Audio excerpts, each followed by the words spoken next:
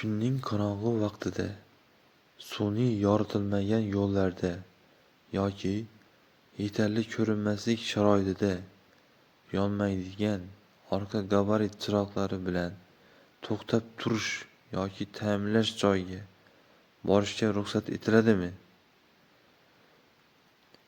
Demak, kunning qorong'u vaqtida yonmaydigan gabarit chiroqlar, ya'ni orqa chiroqlar bilan to'xtab turish yoki ta'mirlash joyiga borishga ruxsat etiladimi? Demak, variantlarni ko'rib chiqadigan bo'lsak, birinchi variantda aytilgan alohida ehtiyotkorlik bilan borishga ruxsat etiladi. Yo'q. Xato. Demak, ikkinchi variant, ya'ni F2da taqiqlanadi deyilgan. Bu to'g'ri. Bunday holatda borish taqiqlanadi. Demak, to'g'ri javob F2, ya'ni taqiqlanadi.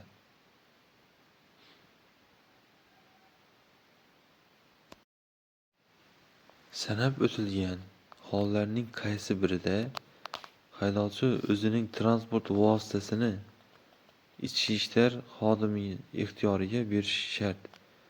Masalan, sanab o'tilgan qaysi hollarda biz avtomobil bo'ladimi, qaysidir transport vositasini ichki ishlar xodimi ixtiyoriga berishimiz kerak, berishimiz shart. Demak, variantlarni ko'rib chiqsak, barcha hollarda yo'q. Bu xato. Ikkinchi variantni ko'rsak, kechiktirib bo'lmaydigan xizmat vazifalarini bajarish uchun. Bu to'g'ri. Kechiktirib bo'lmaydigan xizmat vazifalarini bajarishda biz ichki ishlar xodimi ixtiyoriga qaysi transport vositasida bo'lishidan qat'iy nazar, ya'ni boshqarib yurganimiz, haydab yurganimiz bemalol ixtiyoriga berib turishimiz shart. Demak, uchinchi variant ish joyiga borish uchun yo'q, bu xato. Demak, variantlar bo'yicha ko'rib aytadigan bo'lsak, to'g'ri javob F2, ya'ni kechiktirib bo'lmaydigan xizmat vazifalarini bajarish uchun ixtiyoriga berishimiz shart ichki ishlar xodimlarini. Haydovchi yo'l transport hodisasida shikastlangan transport vositasini shatakka olish uchun yuk avtomobilni ichki ishlar xodimi ixtiyoriga qanday holda berish kerak?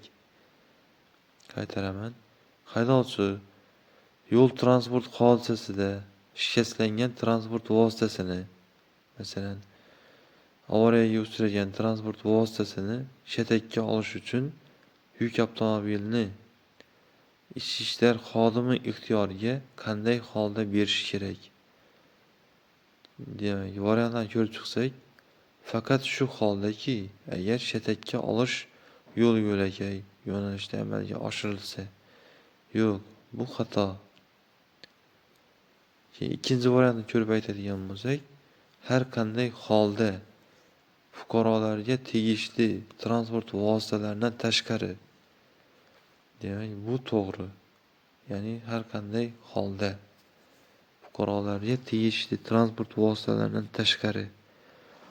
Keyin uchinchi variantni ko'rib aytsak, haydovchining istagi bo'yicha yo'q. Bu noto'g'ri. Demak, variantlar bo'yicha ko'rib aytadigan bo'lsak, to'g'ri javob F2.